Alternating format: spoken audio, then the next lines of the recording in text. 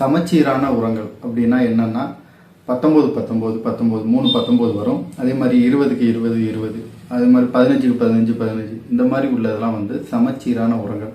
இந்த உரங்கள்லாம் வந்து ஸ்ப்ரேயிங் மூலியமா நிறைய விவசாயிகள் வந்து பயன்படுத்திட்டு இருப்பேன். அதே மாதிரி உரங்களாகவும் வரும். 16க்கு 16 16, 15க்கு 15 15, இந்த மாதிரிலாம் வரும்.